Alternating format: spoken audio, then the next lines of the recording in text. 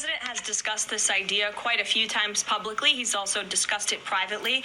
You're referring to the president's idea for American citizens to potentially be deported. These would be heinous, violent criminals who have broken our nation's laws repeatedly. And these are violent, repeat offenders in American streets. The president has said if it's legal, right, if there is a legal pathway to do that, he's not sure. We are not sure if there is. It's an idea that he has simply floated and has discussed very publicly as in the effort of transparency.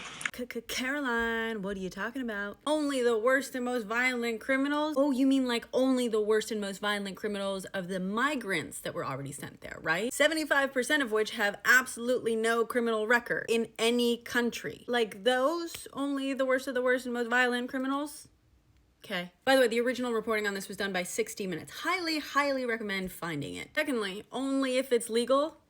It's not. It's not. Like, you know, as prohibited by 18 U.S. Code 3621, which says, among other things, that you have to place a prisoner in a facility as close as practicable to the prisoner's primary residence, and ideally within 500 driving miles of that residence, or U.S. Code 4100, which basically says you can only deport offenders to a country that they're a citizen of and has to follow other rules. By the way, since when do you guys even care about following the law? You already admitted to at least one of them being mistakenly, aka illegally, deported, right? Violating a protective order that was granted in 2019. Who was in charge back then? So that was illegal, and you admitted it was illegal. You've been arguing and successfully had paused the order to return him based on the claim that the Constitution basically gives the president all the power he wants to do anything to do with foreign diplomacy, and therefore American laws do not apply. So when you say only if it's legal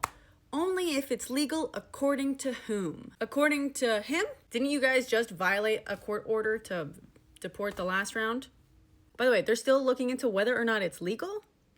Doesn't sound like they're very qualified for these jobs, huh? Or do you mean that they want to do this so badly that they're still looking into what loophole they can use? Yeah. So, short answer is yes, they very much want to deport U.S. citizens to El Salvador prisons without due process. And then once they're there, claim that they have no power to bring them back. Thanks so much.